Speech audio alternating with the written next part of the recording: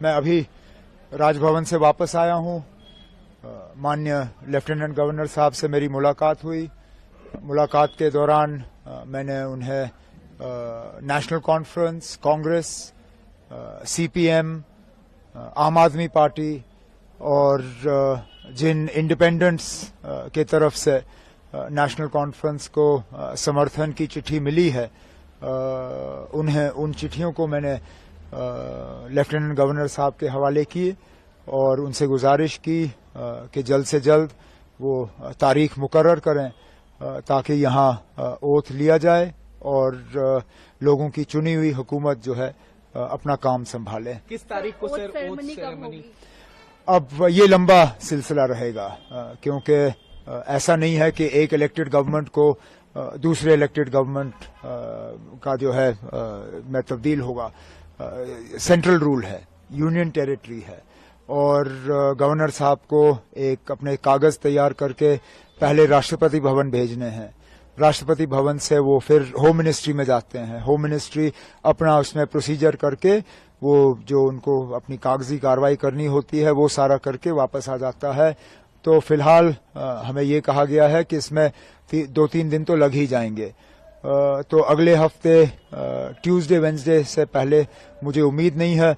उम्मीद की जा रही है कि अगर ये सारा जल्दी हो जाता है तो वेंसडे को हम ओथ सेरेमनी यहाँ कर लेंगे। ऐसा कयास लगाया जा रहा था कि इंडिया अलायंस के तमाम बड़े नेता इस ओथ सेरेमनी में मौजूद रह सकते हैं, तो किन अब आप अभी वो आप फारूक साहब से बात करिए। इंडिया ब्लॉक के लीडर वो हैं और इन्विटेशंस अगर जाएंगे तो उनके तरफ से जाएंगे। मुझे जिनको इनवाइट करना होगा वो अपने तरफ से मैं कल बैठ के उन्हें जो है दावत दूंगा। लेकिन फिलहाल तो अब ओथ की तैयारी हो रही है। सर, आज कांग्रेस लीडर्स भी मिलने आए थे, तो क्या कोई डिमांड्स या कुछ नहीं? उन्होंने अब डिस्कशंस तो हमारी रहती हैं, हम मिलके हुकूमत बना रहे हैं। उनका जो है लेटर ऑफ सपोर्ट हमें हासिल हुआ है और उन्होंने आज अपनी बैठक की। उनकी अपनी बैठक में उन्होंने अपने हाईकमांड को इजाजत दी कि वो सीएलपी का जो है फैसला करें, सीएलपी लीडर का फैसला करें। तो हमने जो अपनी अंदरूनी बातें करनी थी वो हमने की। सर, काफी इंडिपेंडेंट कैंडिडेट्स भी अब ज्वाइन इन कर रहे हैं एनसीए में, देखा पिछले कुछ दिनों में, तो क्या स्पेकुलेशन है कि और जो बाकी हैं वो भी ज्वाइन करेंगे, ऐसा कुछ? न, ऐसी बात नहीं है। ये आमतौर पे वही लोग हमारे साथ जुड़ रहे हैं जो पहले भी हमारे साथ जुड़े हुए थे। एक आध को छोड़ के ये सारे वही हैं जिनको शायद अलायंस की वजह से अपनी सीट नहीं मिल पाई और वो आज़ाद उम्मीदवार के तौर पे इलेक्शन लड़के गए और जीत गए।